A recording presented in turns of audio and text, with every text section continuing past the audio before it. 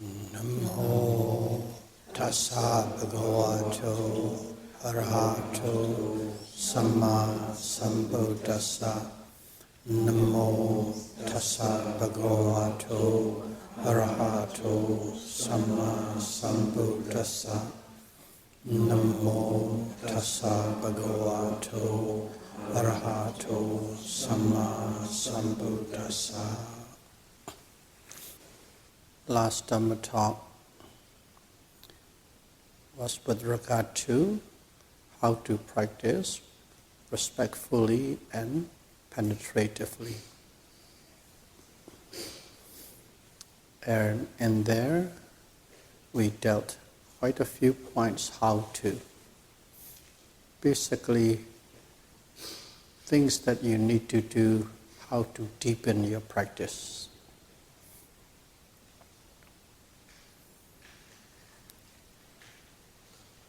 First of all, you have to take it seriously and then slow down in all the actions and movements and observe the object closely, intensely,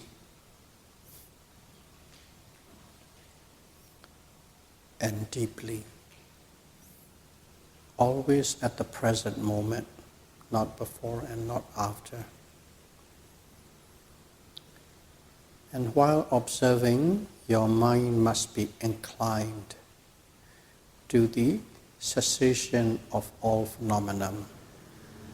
In other words, I will observe in such a way I will see the end of each and every object that I am observing.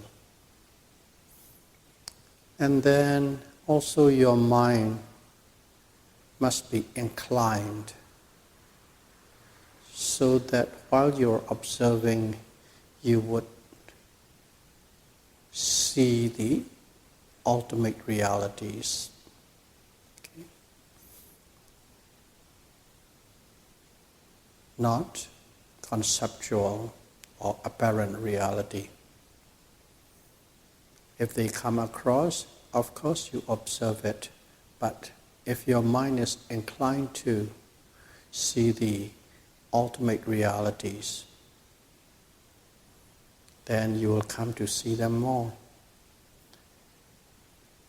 Ultimate realities, to put it in a different way, specific characteristics of the objects you are observing. That's ultimate reality. Specific characteristics of the physical and mental phenomena. And those are the things that you need to, basically how to do it properly and correctly while observing the object. Seriously, intensely, deeply, not superficially. By doing so, you will come to see the specific characteristics of objects along with the cessation of each and every observation of the objects. By doing so, you go quite deep, penetratively into the object of observation to understand its true nature.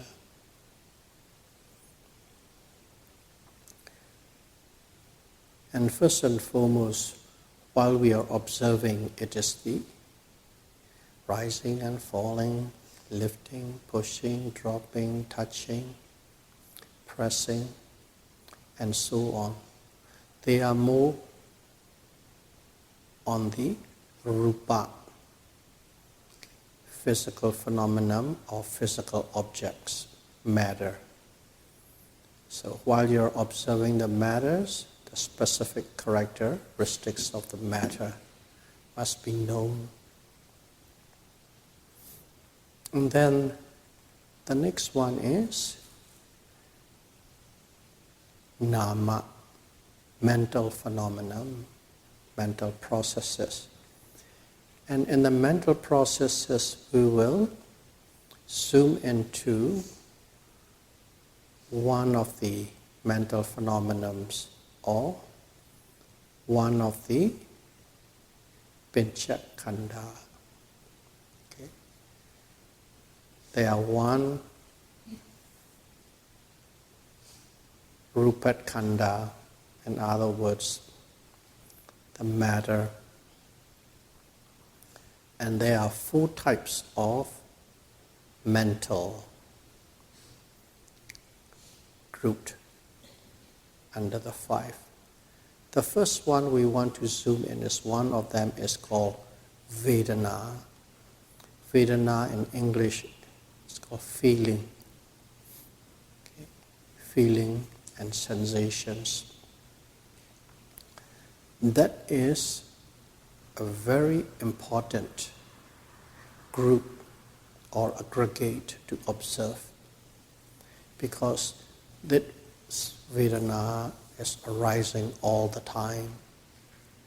Because as you have the body and the mind, this body, everything is start based on this matter or the body basis. And then body and the mind, and then when they come in contact, okay, mental contact, phassa, whenever it comes into mental contact, this Vedana always arises. This Vedana always arises. The object, whatever that object may be, physical or mental, and the consciousness or the mind. Consciousness or the mind, under a set of condition, under a set of right condition, they come into contact, mental contact. And as soon as they come into contact, this Vedana or feeling arises. Instantly it arises.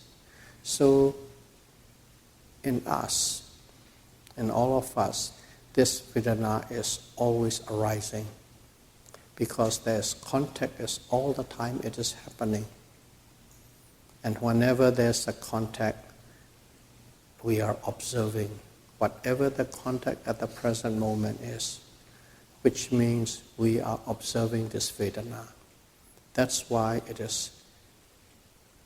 we emphasize on observing Vedana, the feeling or sensation.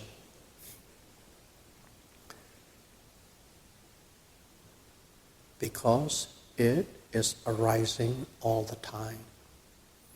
And there are 3 types of feelings.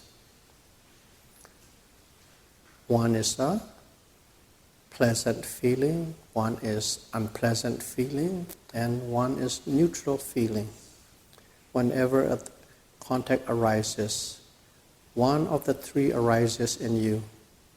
You feel pleasant, you feel unpleasant, you feel neither pleasant or unpleasant.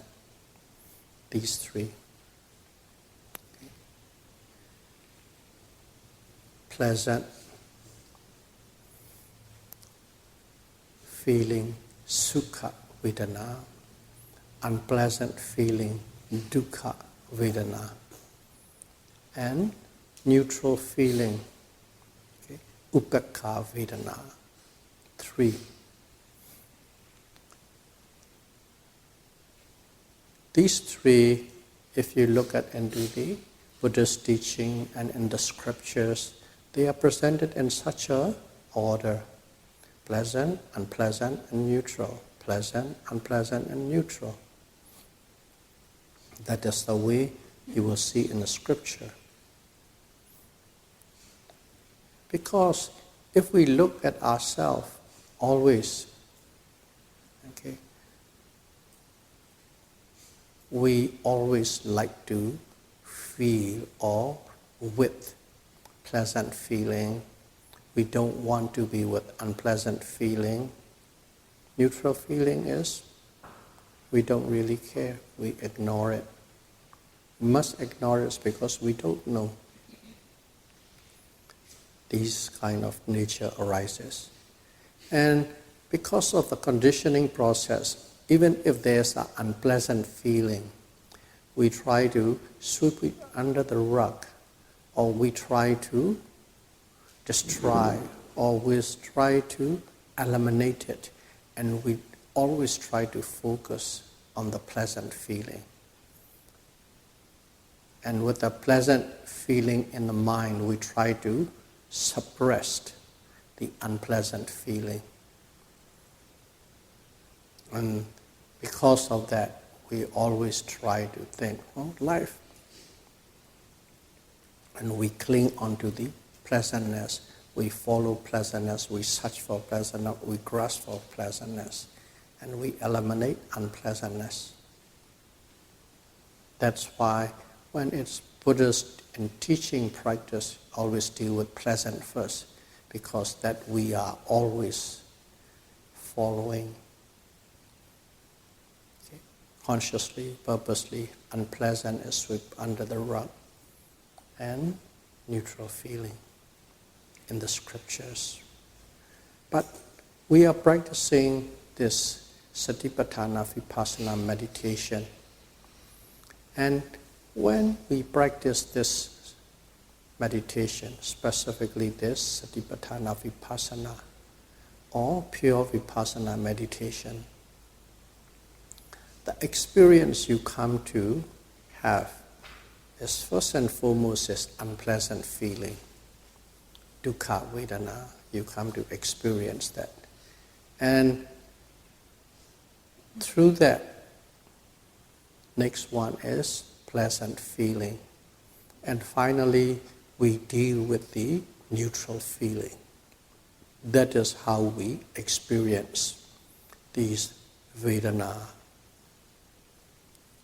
We always come across with the unpleasant one first, and then pleasant, and then neutral, neither pleasant nor unpleasant, in practice of pure Vipassana.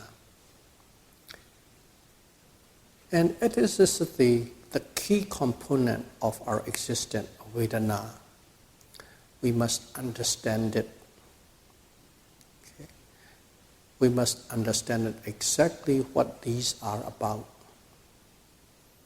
And when we say understanding, we are not talking about theoretical understanding. We are talking about experiential understanding. To understand experientially, we have to face it. Okay? We have to face it face to face. And in other words, to understand means we have to overcome the pull and the push of these Vedana or sensation.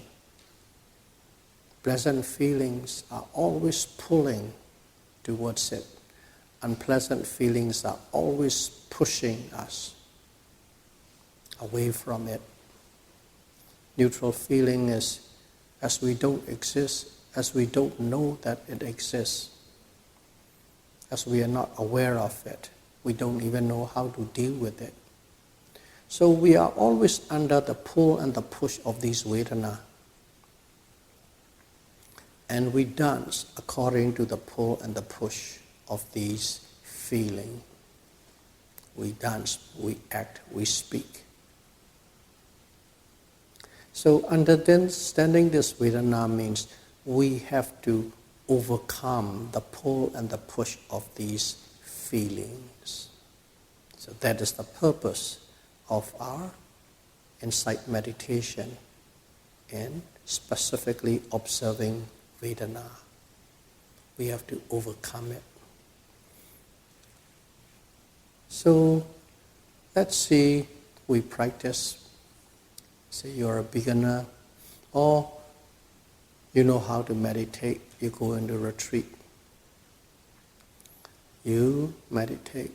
Of course, we always use the word rising and falling, or lifting, pushing, dropping, because that is what we actually are doing and observing. So we use that as an example to explain whatever that we are talking or discussing about. So we practice this, observe rising movement of the abdomen, falling of the movement of the abdomen, sitting, touching, and walking, lifting, pushing, dropping, and so on. And when we slowly the mind settle down, when the mind settle down, first and foremost is we come to understand that what we call you and me, or self, is actually two phenomena. One is the physical phenomenon, one is the mental phenomenon, or you can call it the body and the mind. These two phenomena are in operation. In the earlier Dharma talks, we've gone through it quite detailed about the first level of insight. Discriminative awareness of nama and rupa. Okay. Mind and matter. Nama rupa paricheda jnana. By settling down, the minds come to understand this self is two phenomena in operation, physical phenomenon and mental phenomenon. And then you keep on practicing, and then let's say your mind settle in deeper and deeper. At that moment you come to understand this physical phenomenon and mental phenomenon, even though they are different, they are related through the principle of cause and effect. Cause and effect. So you begin to understand the causal relationship of the mind and matter. That is a second step or second understanding of mind and matter, or second level of insight. And when you got to the first stage and the second stage, your mind really settled down, quiet down, and it was quite interesting to experience. The body is the body, the mind is the mind, oh here is the cause, here is the effect. And you feel so good about yourself, you're proud of it. And you even felt like you're very close to nirvana. Because the mind quiet down, settle down, and all your daily neuroses and chaos really seem to drop away. And then you're practicing, and suddenly what happened is, all these experience and the mind quieting down and feeling good suddenly seem to be disturbed. What it means is, you think you're doing so well and so good, and suddenly you cannot really focus, you cannot be properly mindful, and you cannot concentrate. Suddenly that stage come in. And that stage come in, we always thought, okay, what is happening? God, it was doing so good, and now suddenly it's bad. We got quite disappointed, we got disturbed. Because after the mind settled down, and suddenly you began to feel the aches and pains, numbness, tingling, nausea, stiffness, discomfort.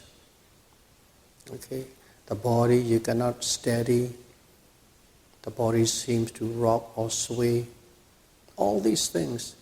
Before you were simply observing, rising and falling and so on and so steady, and suddenly all these many factors of disagreeable factors, all these unpleasant feeling arises.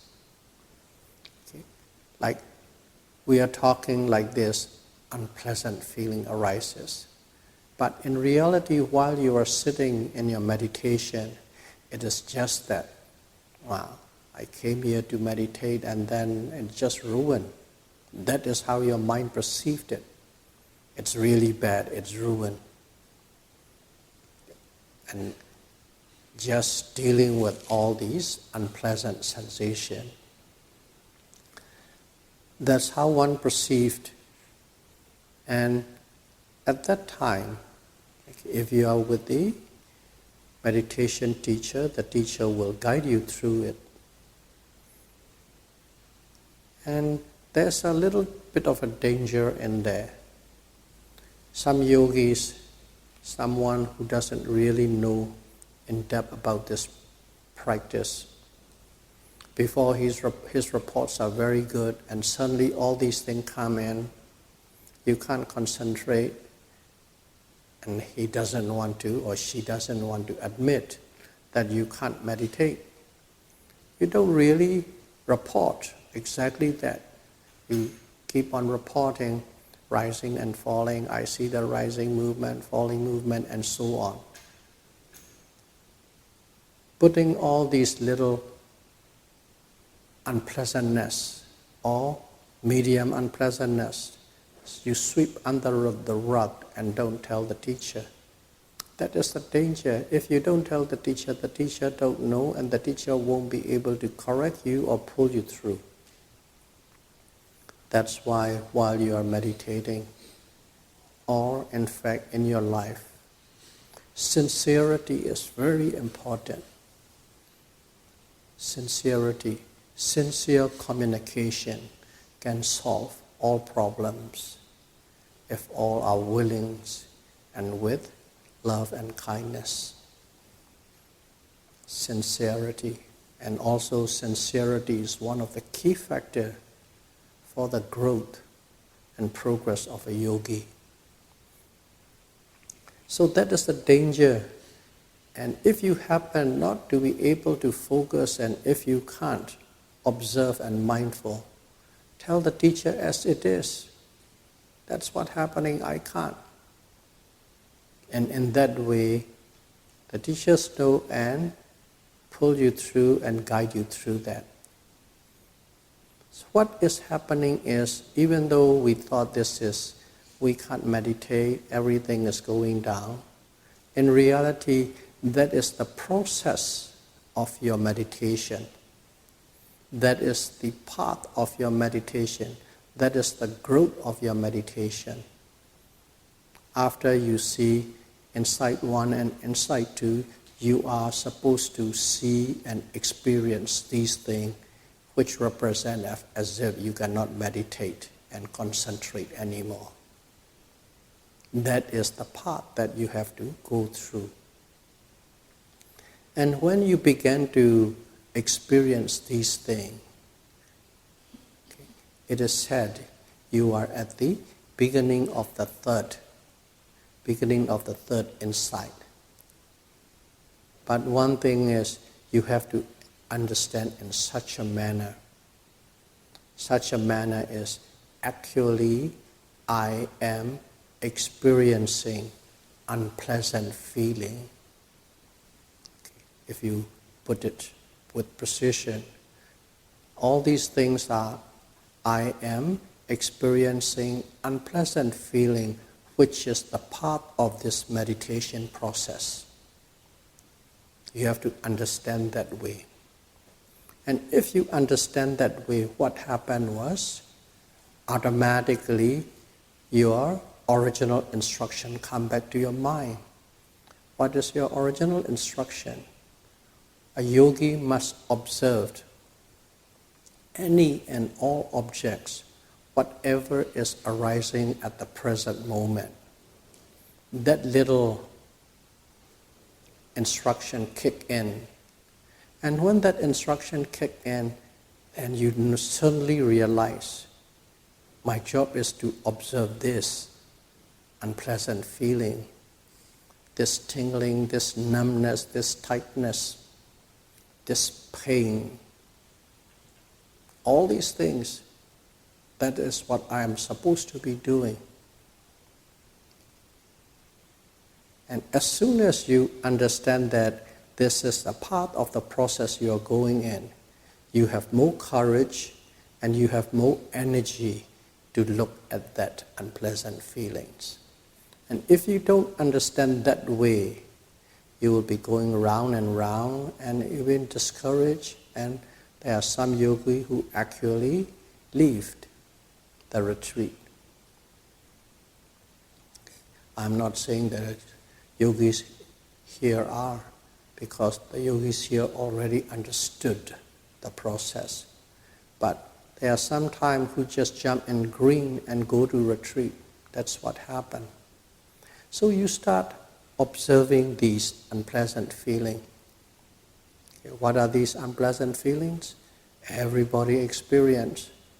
Some within 10 minutes from sitting, 20 minutes, some 30 minutes, some 50 minutes. These kind of pains, aches and pains. Okay, numbness, tightness, all different kind of unpleasant nature of pain. So these unpleasant feeling, let's call it painful sensation. Unpleasant feels a proper wording. Let's call it painful sensation. All different forms of painful sensations are experienced. And at that time, what do? Normally, our whole life conditioning, the habit of the whole life conditioning, automatically took over. What it is? Painful sensation come in, you want to eliminate it. You want to eliminate it, you want to make it disappear. And the easiest way to eliminate and make it disappear is what? You adjust your position, your sitting position. By adjusting your sitting position, it goes away.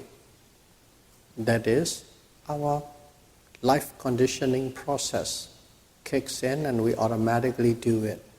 And in here, we must not follow our conditioned habit, which is adjusting to eliminate it. You must not move to eliminate it.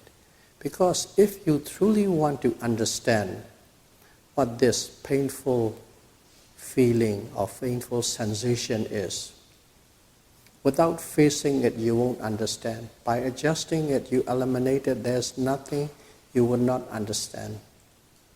That's the reason it's being instructed not to change or adjust your position. Then painful sensation arise, you come face to face these painful sensation. And then you're facing painful sensation. There are different people relate to it in a different way. In general, it falls under 3 types. One is simply you want it to go away. You want it to disappear. Okay.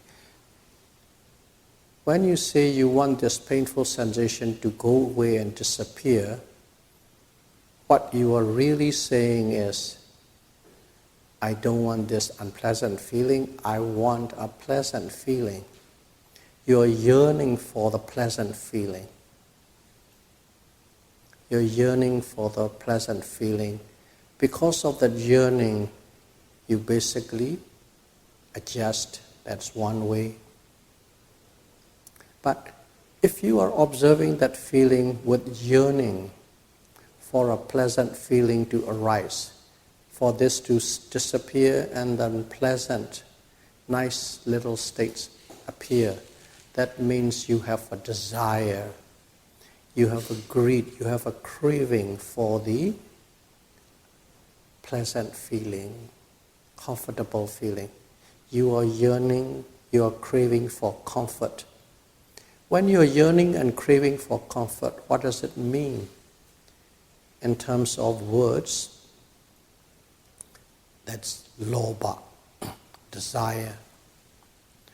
Lobha is what? One of the kilesa. We are always attacked by three types of kilesa. One is lobha, craving or wanting. Another one is dosa, aversion, hatred or ill will. And the third one is moha, ignorance or not knowing, or delusion. These three are called three kilesa, and they are always constantly attacking us at all time. And our actions are always influenced by these three. In other words, it's a different presentation. Remember earlier we used the word push and pull. Pull means craving. You pull things that you like towards you, pleasant things. Push means you push away unpleasant things away from you. That's dosa. Pull is lobha, push is dosa. And then not knowing, deluded state is called ignorance, moha, these three. So in here, as soon as you wish this painful sensation to go away, it means you want or you are, your observation, your mental state is associated with lobha.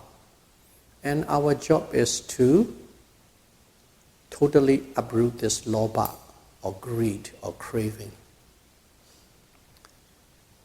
As our job is to uproot it, and our observation is with this craving, you can tell what the result will be. You will never see the true nature of Dhamma. You will never see the true nature because your observation are associated with craving. So that is one type. And another is you're observing. You're observing and, I have to overcome this, I have to understand, I have to know this. But one thing was, your mind think in such a way, I have to overcome it, and there are some people, they really want to succeed, and they really want to show, I can. Okay, people with strong will, I can. And what they do was, I am going to eliminate this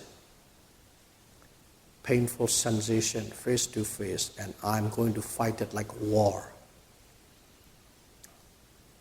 If I could in one sitting, if I could in one day, if I could within this retreat, I will overcome this painful sensation. And you observed intensely because of the strong will, not giving up. You do everything you have.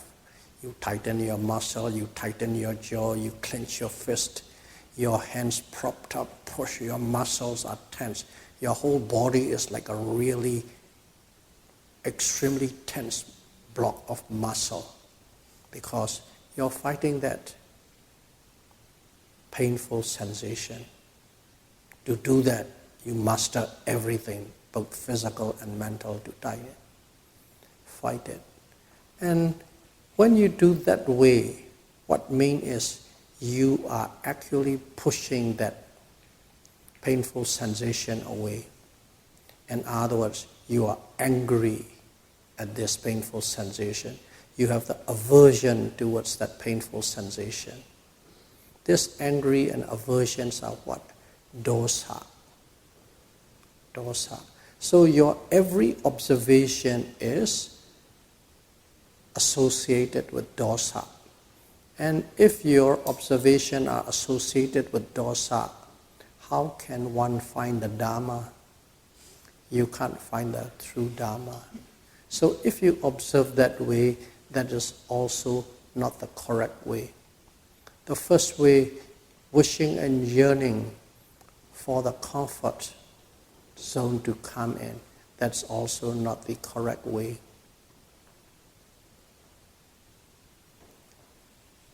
And then what is the right way?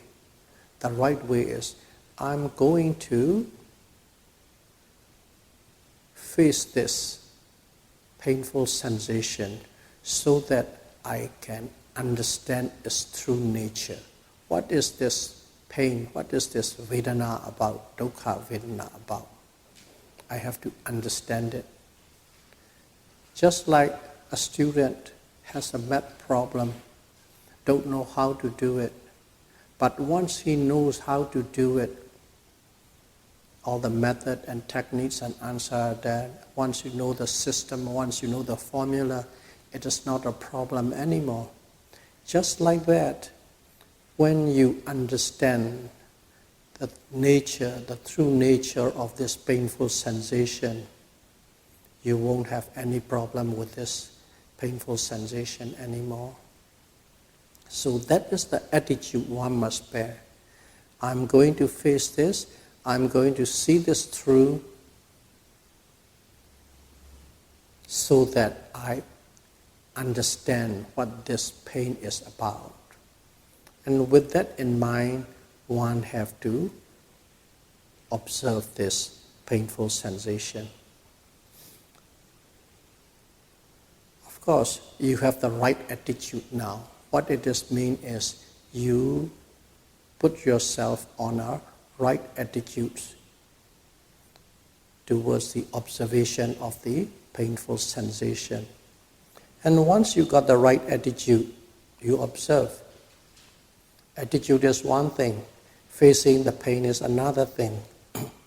Just having the right attitude doesn't mean that you can take or you can face the pain. That painful sensation is still painful and is still torturing you. It's still torturing you. It's still making you really uncomfortable. So in there, the yogi needs another tool. That other tool is one must bear patience and tolerance. Patience means khanti in Pali. Patience and tolerance. Okay, I will bear this pain throughout. I'll be patient with the pain. I will tolerate the pain so that I can see this pain, so that I can understand this pain. You need that too, patience and tolerance. First of all, the right attitude. I'm observing it to understand. Secondly, you need a few tools to support you to go through that difficult time of painful sensation. And with that too, you observe. Okay. And here, I will jump and say one thing. Everything is what? You are experiencing unpleasant sensation. In other words, you are in great pain. In other words, you are suffering. You are suffering. Okay. Everything is suffering. What is that suffering in Pali? Dukkha. That suffering that you are going through is called dukkha. And this dukkha, you are actually experiencing it. You are actually experiencing it. From what? From this body and also from this Vedana, one of the mind, one of the mental state. These are the one that is producing dukkha Vedana. Dukkha. In other words, this body and this mind is dukkha. In other words, that is the noble truth of suffering. Dukkha sissa. You are first-hand experiencing it. Of course, you don't see that way, but you have to understand that way. All these things are, you are experiencing the first noble truth the Buddhas taught us. Dukkha sissa, the noble truth of suffering. You are experiencing that noble truth firsthand. That's what's happening. But at that moment, you don't think that way. But all these experiences are telling you loud and clear, Nama and Rupa is suffering. Nama and Rupa is suffering. Your mind and your body is suffering. They are the truth, the noble truth of suffering, dukkha sissa. That is what it's saying. So in here, I just try to pull aside and show you what is happening in terms of scripture, in terms of the teaching of the Buddha. You observe now with patience and tolerance, and then you start looking at the pain in such a way, just in case there might be, where is the pain?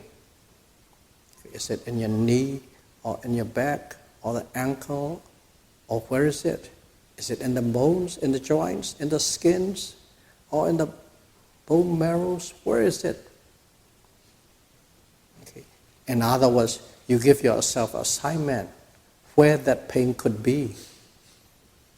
You look, and if you look at it, you will discover it.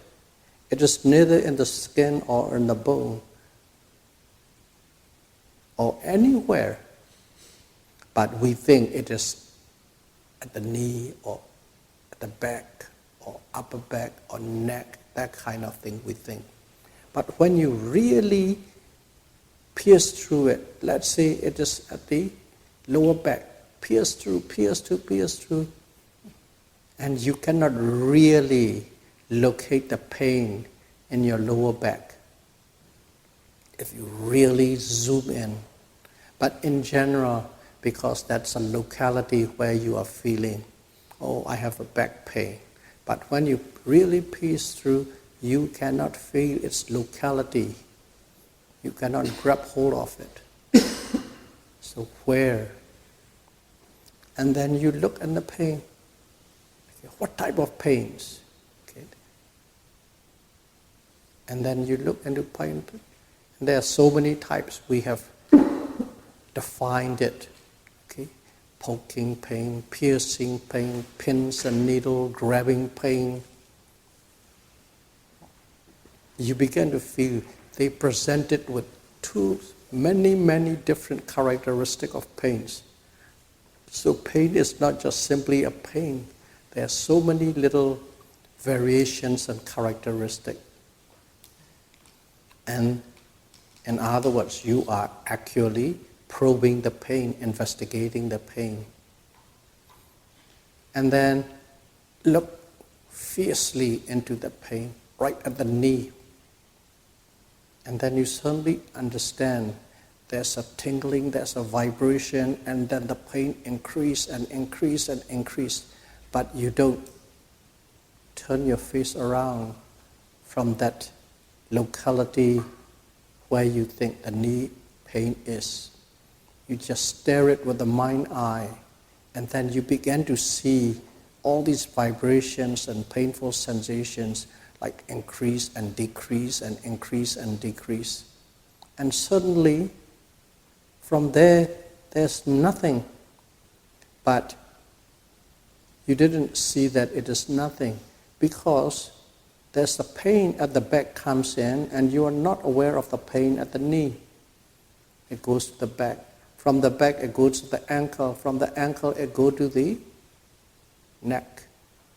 It's all jumping around. It's not in one place. These kind of things comes into understanding. So in here you are starting to understand what pain is. And while you are doing that, what is happening is you think you are in pain, you think you cannot concentrate, you think you cannot meditate. I'm meditating, and here I can't meditate because of the pain. You are dead wrong. Actually, you are meditating. Not only that you are meditating, you are developing one of the mental factors that you are supposed to develop intensely. Okay? You think you cannot meditate. You think you cannot concentrate because the pains at the knee, pains at the back, pains at the calf, pain. But as long as you are not turning your face away, turn away, and following wherever the pain is, every moment you are with the pain, every moment you are with the pain, but you don't feel like you are concentrating. But that is the true representation in action. That's the true representation to understand what Khanika Samadhi, momentary concentration, is about. We talk about momentary concentration so many times. Do you truly understand experientially that what it is? This pain that you're observing with all different variation, all different textures, and all different places, intensity rise up and down. You don't turn away, you are following it with patience and tolerance. Every moment, okay, every nanosecond, every little present moment, you are with it, you are with it, you are with it. In other words, whenever you are with it, at that moment there's an enormous amount of concentration goes in. Without that concentration, you cannot take it. Without that concentration, you do not understand it. You cannot be with it. But you are with it all the time, wherever it goes, wherever it changes. Because the pain is like a magnet. It attracts you. You can't run away. And every nanosecond, you are developing enormous energy of Khanika Samadhi, momentary concentration. Now you can truly understand what momentary concentration means. And if you are observing that pain for 15 minutes, your concentration is unbroken and become more and more and more powerful. And when it's become powerful, you begin to see the pain in a different way. Before the pain is there, you are saying, pain, oh, the knees, pain. You might be saying for the pain for about 20 times, but the pain's still there. It changes texture, it changes intensity.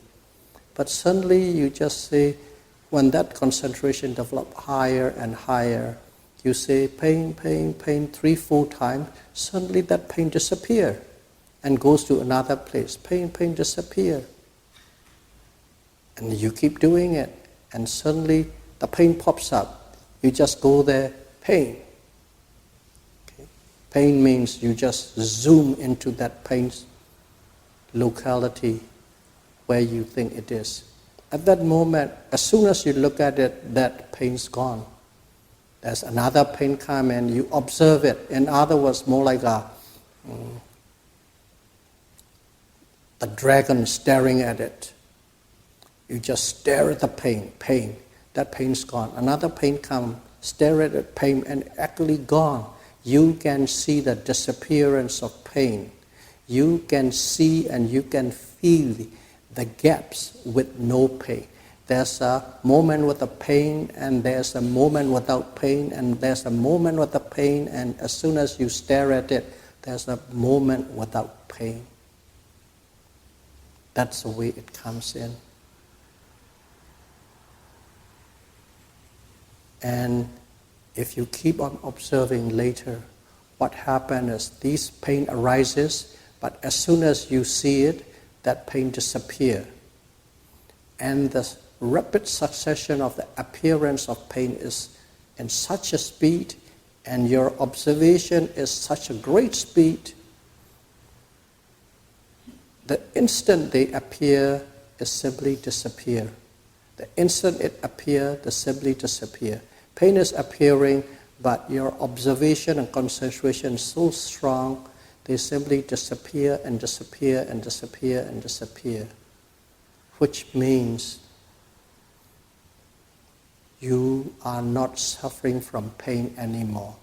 Which means you have overcome the pain.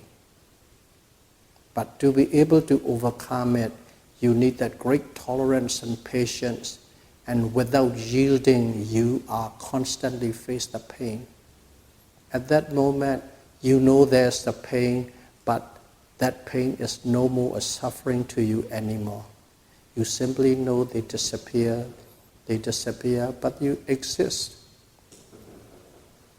In a practical field level, at that moment, what you are experiencing is simply super speed vibration. These pains converted into vibration. These vibrations are disappearance of the pain, disappearance of the pain, disappearance of the pain. You don't feel the torture or painful sensation of this dukkha vedana. You truly understand this is a super speed vibration. You understand as a vibration. That is the point. That is the moment you have overcome the pain. In such a fashion, one has to observe. And if you can observe up to that level, that means you have traveled your path halfway. You have overcome, you have reached halfway of your journey. Because you are seeing the successive disappearance of the pains. Disappear, disappear, disappear. What does it mean? They are not permanent. What does that mean? It is called anicca. The first one, you understand dukkha. Now suddenly you truly understand what anicca means, impermanence means, or state of flux. That is how one needs to observe. If you observe that way, you are observing respectfully and penetratively. With that, we are going to conclude today, and we'll carry on furthermore into this unpleasant sensation, and then pleasant sensation, and the neutral sensation in the next talk. May all of you be able to practice Satipatthana Vipassana meditation precisely and correctly, and may you be able to overcome unpleasant sensation as soon as possible. Sadhu, sadhu, sadhu. Buddham pujemi.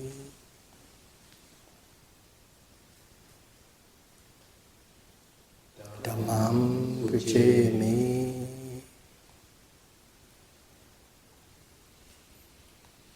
Sangham pujemi.